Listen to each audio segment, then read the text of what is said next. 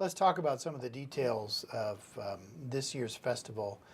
And Ian, let's start with you and talk a little bit about, as we look at the poster for this year's event, I'm sure most folks would agree when they see this poster that there definitely is a message here for a young audience that's for them, but at the same time, some of these lectures and discussions are going to involve some heavy intellectual lifting, but not anything that should be leaving people like me who are geeky but not necessarily sciencey feeling left out. In other words, there's a lot of relevant, current, broad appeal content in some of these lectures, would you say?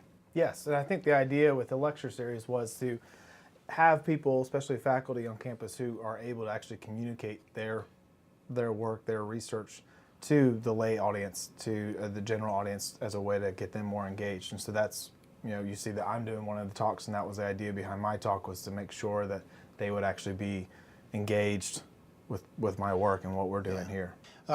Among these distinguished lecturers, there's one man who's coming from New York, or where's he from? Boston? Connecticut, close enough, yeah. Carl Zimmer, but let's talk a little bit about Carl Zimmer for those who may not be familiar with him, but probably many people have heard the name, and in what context, and what is he going to talk about when he's here? I think Jim can talk more to this. I know him as a science writer and have read some of his work with evolution education. I've known him since he was a child, almost. Not kidding, but he's really the foremost writer on modern biology. He's written, I think, something like 10 books, all for popular audiences, but they can get you into looking at proteins on the shells of viruses, even though you may not know quite what a virus is. By the time you get done reading that book, you know all about it, and it's really cool stuff. Modern biology is the intellectual adventure of our time. With genomics, it's just exploded, and we're finding out things that would totally shock people. If you could go back 15 years and tell them such and such is common knowledge, they go, what? There's all kinds of really cool things. And he's the guy really out there all over the place who's explicating it. He writes books. He writes a weekly column for the New York Times in the science section.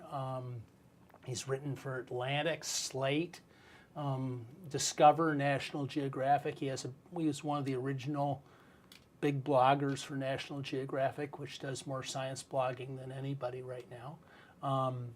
He's really, really neat. He can explain all kinds of things that seem totally mysterious to people and let you see how totally cool they are.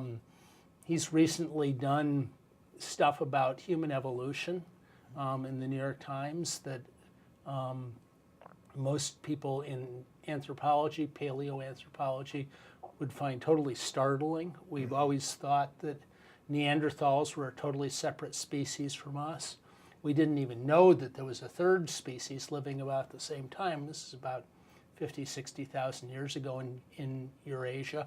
But he's looked at what the genes they've found in those bones are and how they show how we're related. You and I all have some Neanderthal genes in parts of our body. Why do we have those? And this is all totally new knowledge about us as people. And he's the guy who's told that story. And I think he's a master at making this something that those of us who are not scientists can understand. So, Ian, if you had to pin a good starting age to come and hear him, what would be your recommendation in terms of folks who might be hearing this and want to learn more about Carl Zimmer and might want to bring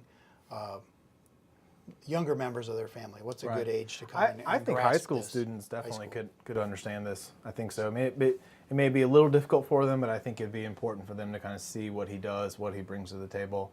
As Jim was saying, he's very good at science communication, so I think it would be good for them to see how someone of his intelligence is able to relate this to anyone, pretty much. And so I think that would be important. Even middle school students, I think, he talks at a level where people like that can, there'll be things that'll be challenging and confusing, but on the other hand, it's fascinating.